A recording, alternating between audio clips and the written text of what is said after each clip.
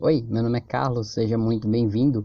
Na aula de hoje eu vou mostrar um pequeno sisteminha onde foi construído através do framework Avalonia e as informações que aparecem na interface foram provenientes aqui de uma base de dados CSV. Essas informações que estão aqui nesse arquivo, elas foram obtidas através de um site público do governo e ela tem por objetivo aqui mostrar algumas contratações de pesquisadores. Aqui tem o título do projeto, a instituição que foi contratada e o valor total. Então são 4 colunas. Eu peguei essas informações, criei um componente específico adaptado para apresentar essas informações. Aqui poderia ser qualquer arquivo, TXT, um arquivo de Excel, um banco de dados, enfim. Então essa aqui é a base de informações que nós utilizamos. Tem aproximadamente aqui 130 colunas com 4 colunas. Então eu vou minimizar aqui. Então aqui dentro da estrutura do projeto, como que eu fiz? Lembrando, tá? Eu não sou nenhum especialista, eu sou um programador que eu me considero ainda um júnior.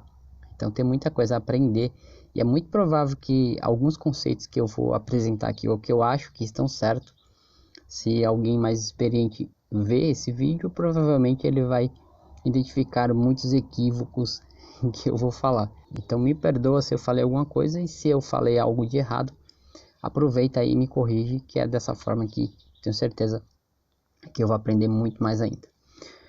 Vamos lá.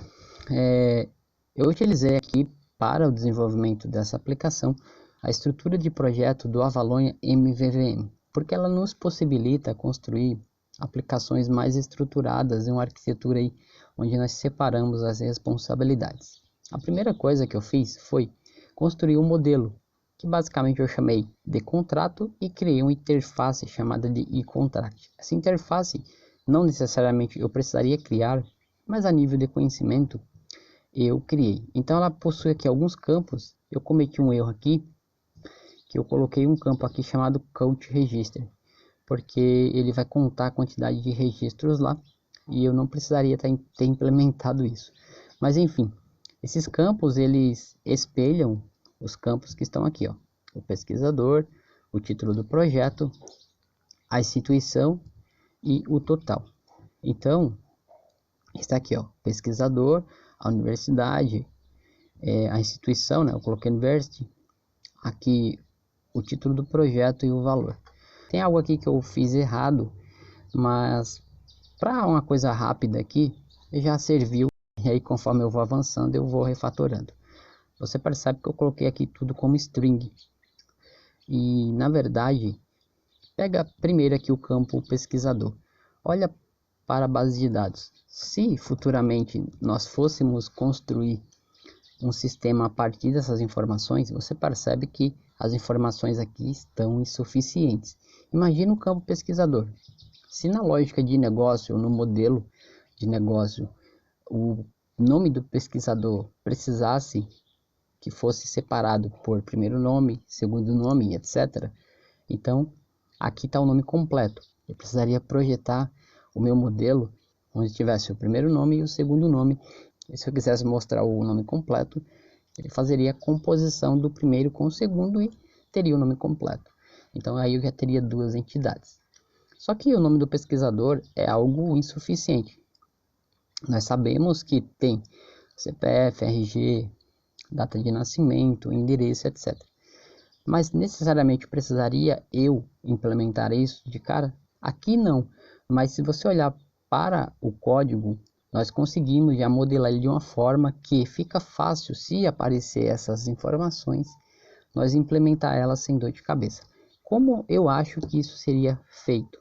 Pensa assim, ó, em vez de eu falar que o pesquisador é de um tipo primitivo ou de um tipo string, eu fazeria o seguinte. Lembrando que essa implementação é para atender aquela questão de novas informações do pesquisador, e isso aí se replica para as outras entidades. Eu criaria uma nova classe chamada de Research,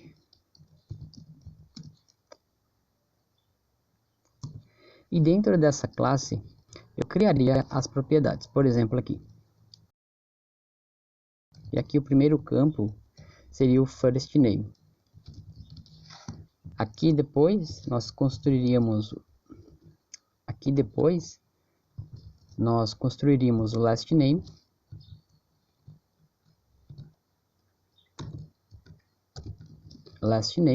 E assim sucessivamente. Percebe que ficaria mais fácil eu centralizar a questão agora dos campos do pesquisador. E aqui, ó, poderia ser aqui dentro do iContract, ao invés de eu falar que é do tipo string, eu simplesmente iria falar que esse campo é um research, tá?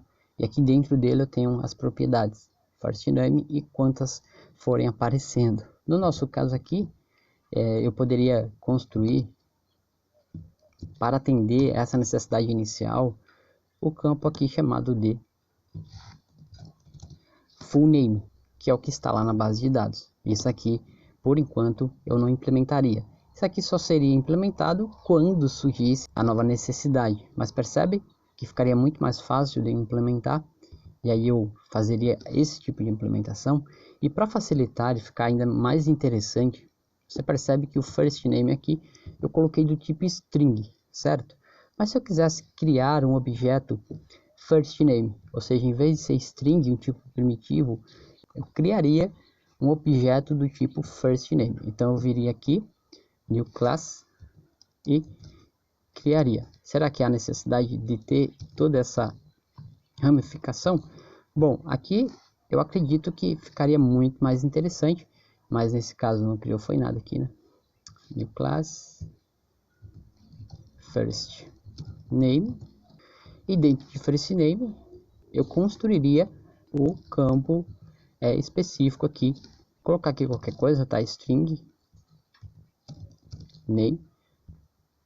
Agora sim eu utilizaria um tipo primitivo e aqui dentro eu fazeria as validações, e na hora de eu chamar isso aqui, ó, simplesmente eu chamaria aqui o campo, né, o objeto first name. Como ficaria a nossa implementação? Aqui eu acredito que nós estamos falando de DDD. Então, ó, ficaria dessa forma, né? Então percebe como nossos objetos ficariam muito mais intuitivos ao invés de eu passar tudo string. Mas enfim, tá? Eu não vou entrar em detalhes aqui, porque não há necessidade por enquanto da gente falar sobre isso. Então aqui, ó, first name eu vou apagar essa classe, tá? A gente não vai utilizar, e research também não vamos utilizar por enquanto. Pronto. Então, só para voltar, criei minha classe contract, construí a minha interface contract e implementei ela aqui na classe contract. Então, com isso aqui eu tenho o meu modelo para ser consumido aqui dentro do view model. Então, clicando aqui em view model, eu construí aqui a classe contract data, onde ela tem aqui no construtor dela, aqui eu já faço a leitura e preenchimento dos objetos relacionados lá o CSV. Conforme eu vou refatorando o projeto, eu vou implementando. Então dentro da classe contract data é onde vai consumir o meu modelo, e essas informações servirão, após serem processadas, né, servirão para o meu front-end. Então a view model aqui, ela vai se comunicar com o meu modelo e vai se comunicar com a minha view. Dentro do view aqui, basicamente eu tenho aqui a estrutura onde eu comecei a criar algumas camadas para isolar comportamentos e criar módulos para facilitar, né, a refatoração, manutenção.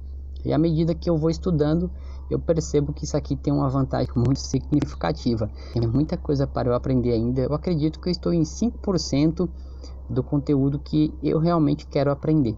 Mas imagine aqui, eu construí uma pasta para armazenar os meus controles customizados, depois uma pasta para armazenar as páginas, ou seja, eu crio as páginas com base nos meus controles, e essas páginas, conforme a necessidade que ela foi construídas, eu implemento elas dentro do formulário, ou no nosso caso aqui dentro da janela. Também estou construindo aqui uma pasta para estilos, ou seja, em vez de eu pegar e construir um estilo dentro da própria janela aqui, eu crio esse estilo em uma camada e consumo ele apenas passando a referência. Dessa forma, não fica aquele monte de código grandão e eu consigo isolar esses comportamentos. Se eu quiser alterar alguma coisa do estilo, eu sei que eu não vou alterar na janela, eu vou alterar no estilos. Então, fica bem bacana esse tipo de abordagem. E o principal, né? Já imaginou eu fosse construir um formulário onde tivesse um monte de componentes e eu construísse tudo dentro da janela principal? Realmente dá para construir, mas imagina a quantidade de código, 1.000, 2.000 linhas. Então, com essa abordagem, nós criamos essas pequenas células, onde são isoladas, assim no final elas se juntam e criam o resultado que nós queremos. Bom, e aqui dentro da janela, nós temos aqui a estrutura da nossa janela. Aqui tem a parte do Data Context, aqui tem a parte dos estilos. Ainda eu não transferi ele para a parte dos estilos aqui, da camada de estilos. E aqui dentro eu tenho um grid onde está armazenando as informações dos controles, porque posteriormente já vai estar sendo transportado para os controles e para as páginas. E aí eu só chamo as referências para aqui, para dentro do grid. Essa é uma estrutura bem tranquila. Tem outras informações aqui, mas a princípio as principais são essas aqui. Agora vamos executar nossa aplicação, dar um .NET Run aqui. Muito bem, nosso formulário foi aberto, está na fase inicial ainda, mas perceba, eu construí cada componente. Deixa eu abrir aqui a planilha. Cada linha dessa aqui, certo? Seria um registro. Então, cada linha dessa é representada aqui por um card. Então, esse card eu criei ele, ou seja, eu criei um único componente que ele se replica de acordo com a quantidade de informação da planilha. Então, aqui o primeiro nome é Cláudia Regina. Cláudia Regina, tem aqui o valor, só vamos confirmar, ó, 182,120. Está aí, ó, certo? Então você percebe que tem essa questão visual também, ó. Eu coloquei umas firulas aí, só para destacar, enfim, tá piscando aí. Aqui é só para demonstrar que dá para a gente fazer muita coisa. Percebe aqui a parte onde separa o valor do conteúdo. Eu vou passar o mouse em cima, você percebe que ele coloca ali um tipo de sombra. Ó, eu vou tirar, eu vou passar o mouse em cima de outro registro e você percebe que ele vai se alterando. Isso é bem dinâmico.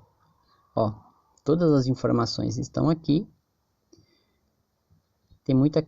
Ainda tem questões visuais para melhorar a estética, mas você percebe que é bem interessante. Veja um detalhe importante. Tá vendo aqui, ó, Total Amount.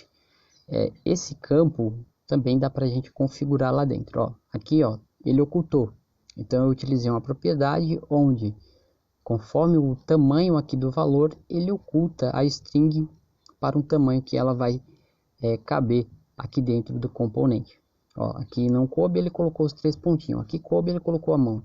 Aqui outro ponto é também em relação às imagens. Ainda não deu tempo cadastrar, porque também lá na base de dados não tem imagens. Então eu coloquei uma imagem padrão. Mas se tivesse, com certeza aqui iria aparecer as imagens de acordo com o registro, o estado, foto da pessoa, etc.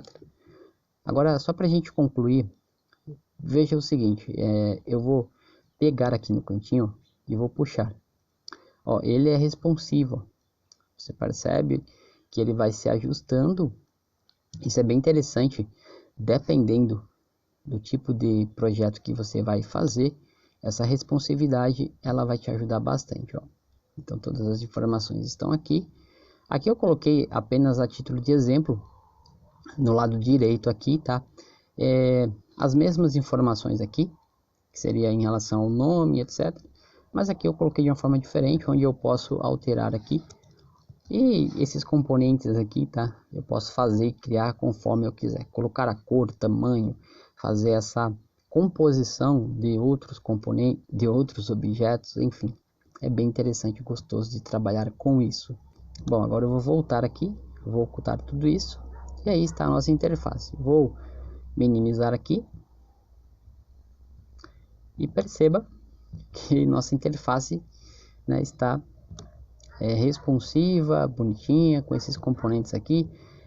Tem essas firulas aí piscando, mas é só para você perceber que conseguimos construir uma interface vinculada com a base de dados, criamos um único componente, não precisamos criar 126, né, 129 componentes, não, que é apenas um, e através do código isso é construído dinamicamente.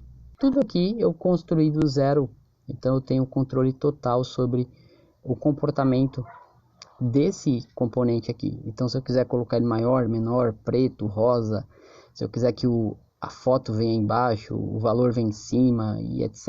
Enfim, isso aqui é tudo configurável. Então é isso, pessoal, eu agradeço pela atenção.